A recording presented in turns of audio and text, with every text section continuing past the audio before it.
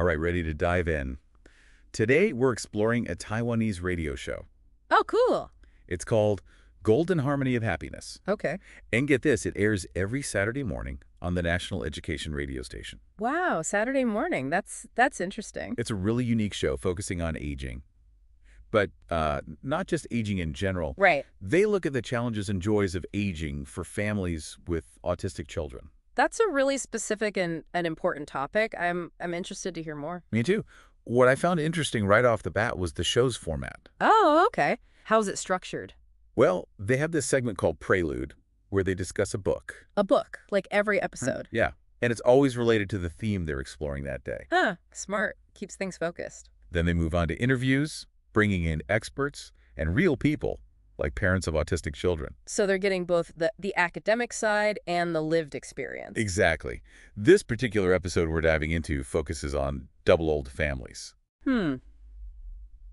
Double old families. That's not a term I'm familiar with. It refers to aging parents with adult autistic children who still need a lot of care. Oh, I see. Yeah, that makes sense. It's definitely something we're seeing more of as the population ages, not just in Taiwan, but globally. Absolutely. And that's what makes this episode so timely. They delve into potential solutions for these families. What solutions, like the concept of a second family. second family? Okay, now I'm really intrigued. What does that even mean? Well, it's all about building a support network A support network. for both the aging parents and the autistic child. So like a safety net in Right. case something happens to one of the parents. Exactly. They actually feature a great example in this episode. A guy named Zheng Wenjing. Oh. He's the former chairman of the Autism Rights Promotion Association in Taiwan. Wow. So he's deeply involved in this field. And he created something really amazing. It's called a double old home. A double old home? What, like a nursing home? Not exactly. It's a place where families with autistic children live together with senior citizens. Oh, wow. That's a really interesting concept. They all support each other. They even call themselves a cooperative family. That's beautiful. It's like a modern-day village where everyone looks out for one another. Exactly. It's such a powerful model for how we can approach aging and disability. But, I mean, that's great for those who can be part of this double old home. What about other families? What solutions are they exploring for them? That's a great question. And the episode does address that. They interview another parent, Chen Huiling. Okay. She's the president of the Autism Society. Got it. And she really emphasizes the importance of teaching life skills to autistic individuals to promote their independence. Makes sense. Empowering them to live fulfilling lives. Right. It's about shifting the focus from caregiving to giving them the tools to thrive on their own as much as possible. I like that. It's about recognizing their potential, not just their limitations. And speaking of potential, they actually have a musical interlude in this episode, the song Lemon by Kenshi Yonezu. Oh, yeah, I know that song. It's quite popular. But wait, is there a connection to the episode's theme? There is. Kenshi Yonezu himself has autism. Really? I didn't know that. And his lyrics often explore these themes of isolation, struggling to connect, which I'm sure many listeners can relate to. Absolutely. Especially those who might feel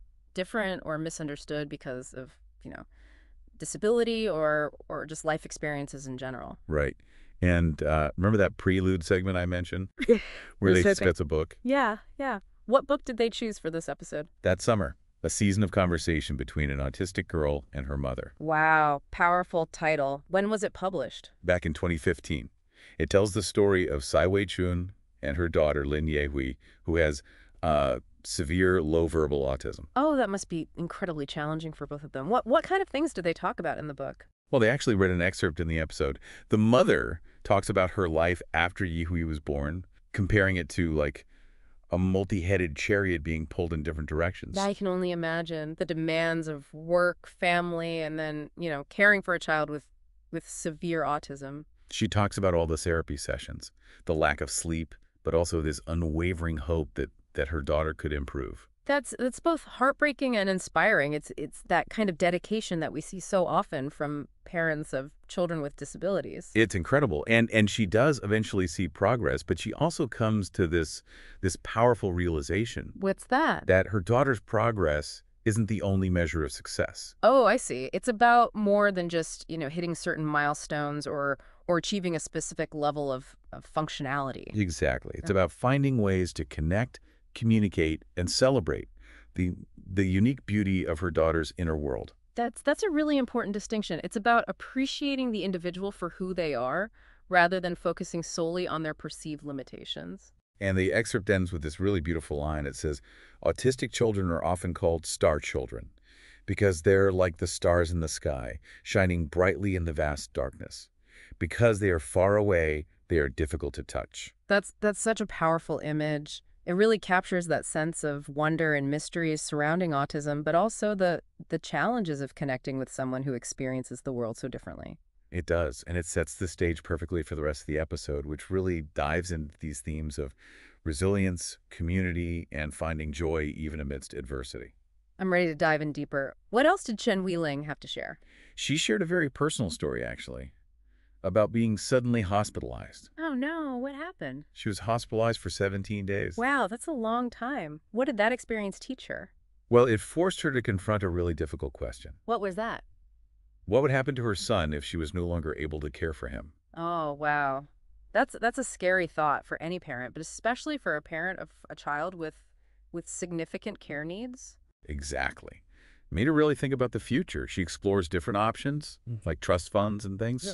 But she realized she didn't have enough savings. Oh no. So what did she do? Well, it really pushed her to focus on something else, on training her son to work and become as independent as possible. I see. So instead of just relying on financial resources, she's investing in her son's ability to provide for himself and have a sense of purpose. Exactly. And it's not just about working. She encourages other parents to, pay their children for doing chores around the house. Interesting, like a way to teach responsibility Yeah. and the value of work. But she also touches upon a sensitive topic, the idea of finding a foreign spouse for her son. Oh, wow. That's a complex issue with a lot of potential ethical considerations. She expresses some resistance to the idea because of worries about exploitation and abandonment. Right. It's about ensuring her son's safety and well-being. She believes he has the right to live independently and be a valued member of the community. That's really powerful. She's challenging those traditional expectations that family members, especially siblings, should be solely responsible for the care of autistic individuals. She is. She's advocating for strong community support systems and government policies that actually enable people with disabilities to live full lives, not just be cared for. So moving away from that purely medical model of disability to a more social model where the focus is on removing barriers and creating opportunities for full participation in society. Exactly. And she even references the CRPD. The CRPD? Yeah, the Convention on the Rights of Persons with Disabilities. She talks about how its principles should guide disability services. That's a really important framework for ensuring the rights and dignity of people with disabilities. Right. She imagines a future where her son can participate in community activities, like maybe even daytime care for seniors. Oh, that's interesting. Preventing social isolation for both the seniors and her son. Right, fostering connection across generations. What I find so inspiring is that she doesn't see aging and disability as burdens, Right. but as opportunities for growth, connection, shared experiences. It's a beautiful way to look at it. It's about shifting our perspective and recognizing the potential for joy and meaning in all stages of life and for all people, regardless of ability. And she wraps up her segment with a powerful message. It's all about education. Education for whom? For individuals with autism Okay. and for society as a whole. So it's about raising awareness and understanding. Exactly. She challenges this notion that people with disabilities are only capable of being cared for. She believes they can learn to live independently, even care for others. With the right training and support, of course. That's a really important message. It's about investing in their potential and creating a world where they can truly thrive. It is. It's about moving beyond just basic care and creating a society where everyone feels valued, respected, and empowered. Now, I'm really curious to hear more about Zheng Wenzing and his double old home. What made him decide to create this unique living arrangement? It's a really powerful story, actually. They interview him in the episode. Oh, wow. So we hear directly from him. We do. And he talks about how at age 65, he just felt this urgency Urgency to do what? to make a real difference. You know, he'd been involved in social welfare for years, Right. but there was a specific event that really became a turning point. What happened? He mentions this tragic story about a mother who who took her own life and the life of her 9-year-old autistic son. Oh my gosh, that's awful. It happened during a Mother's Day celebration, actually. Oh, it's heartbreaking. It really highlights the immense pressure and fear that some parents face. Absolutely. And he talks about how this tragedy, along with similar cases in other countries, it really pushed him to create this double old home. He wanted to prevent something like that from happening again. Exactly. He wanted to build a community where families wouldn't feel so alone and afraid, where they had a safety net, a second family that could provide care even if a parent passed away. So how did he actually make this happen? I mean, building a community like that can't be easy. Right. It takes a lot of dedication and planning.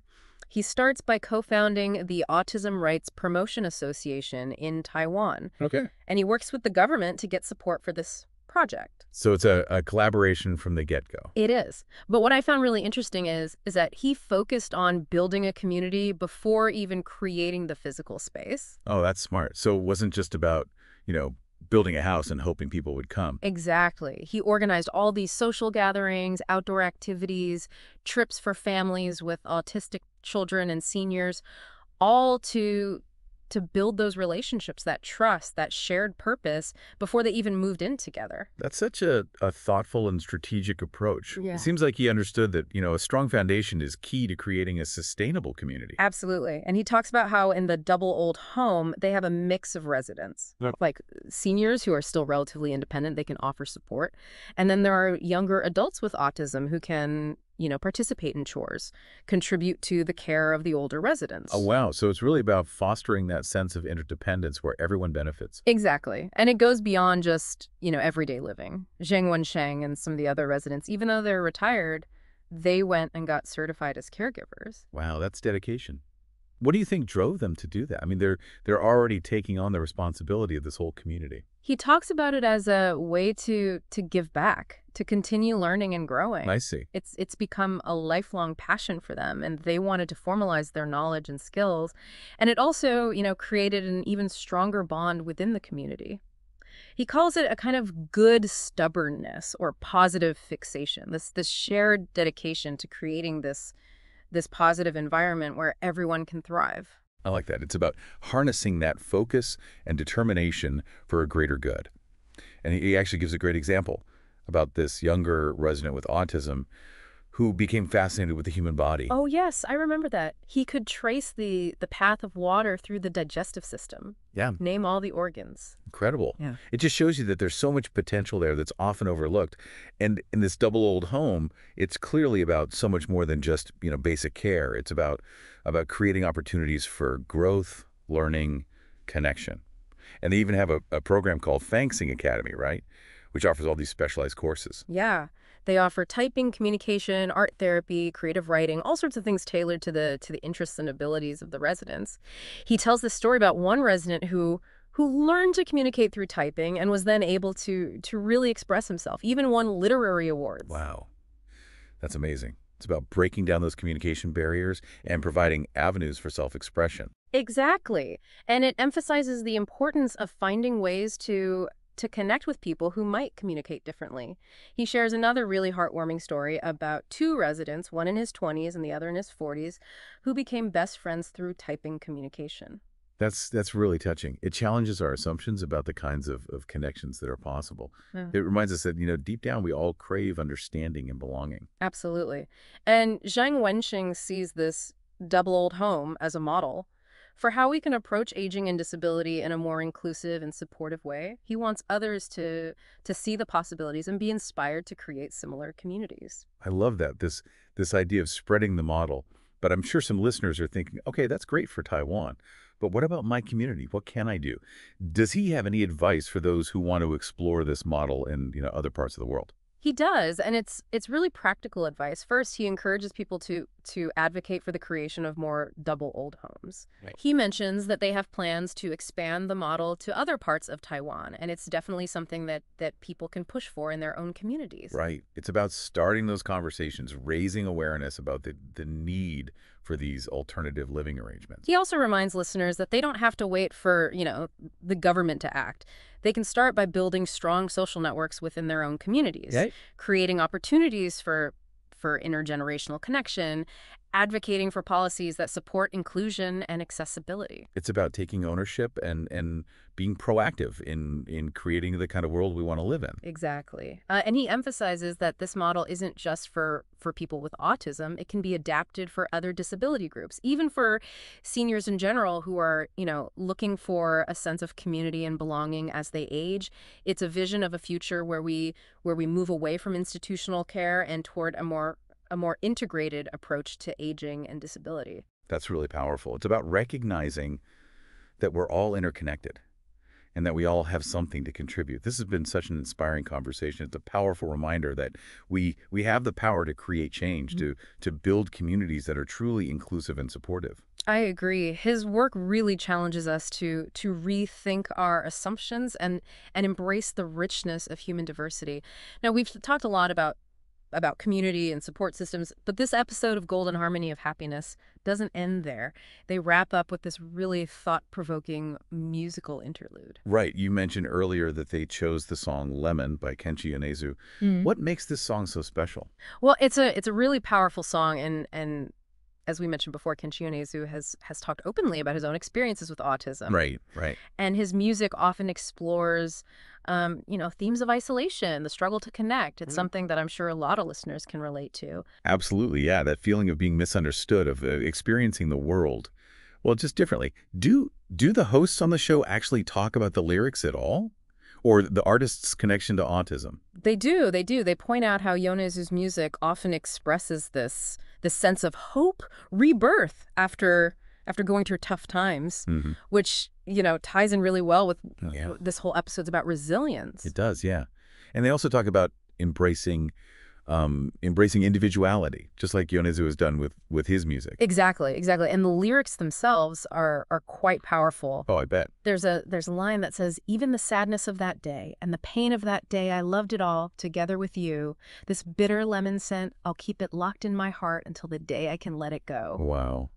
That's beautiful and kind of heartbreaking at the same time. As someone who, studies family dynamics, how do you think those lyrics reflect the experiences of parents raising children with autism? I think it really speaks to that profound love and commitment they feel, even amidst the challenges. There's the sense of cherishing every moment, even the tough ones, and holding on to hope for healing and growth. It's powerful. It's a reminder that there's beauty and meaning to be found even when things are hard. So do the hosts offer any closing thoughts that kind of tie everything together at the end? They do. They give a really great recap of the key takeaways from the show. They remind listeners about that mother's journey in that summer, her dedication to her daughter, and then they talk about Chen Weiling's advocacy, empowering autistic individuals and the importance of community support. Right, that second family concept that we talked about. Exactly, yeah. They really highlight how crucial that is for providing that safety net, ensuring continued care for autistic individuals, even when their parents, aren't able to anymore. It's about expanding our understanding of family and community, isn't it? Not limiting it to just blood ties. Precisely. And they actually challenge listeners to reflect on that, on their own definitions of family and community. They ask this question: is family limited to blood ties, or can it encompass a broader network of individuals who share common values and a commitment to mutual support? I love that. It's such a thought-provoking question. It pushes us to think beyond those traditional structures. It does. And then they leave listeners with this final thought. This episode challenges us to confront our own assumptions about aging and disability. It reminds us that even in the face of challenges, life can be filled with joy, meaning, and a profound sense of interconnectedness. Wow. Powerful stuff. What I really appreciate about this show is that it's not just, providing information. It's really sparking deeper conversations. It is. Encouraging listeners to examine their own beliefs and actions. It's a wonderful example of how media can be a force for positive change. It promotes empathy, understanding, and a more inclusive vision of society. Well, this has been a truly enlightening deep dive into Golden Harmony of Happiness. Yeah. It sounds like a must listen for anyone who's interested in aging, disability, the power of community. I completely agree. Practical advice, inspiring stories, thought-provoking insights. It's something that will stay with you. And for those who want to check it out, you can find the link to the National Education Radio website in the show notes. Hmm. And remember, it airs every Saturday morning, so you can tune in live or catch the recordings later. Thanks for joining us on this journey. It's been a pleasure. Until next time, keep exploring, keep challenging yourself to create a more inclusive and compassionate world.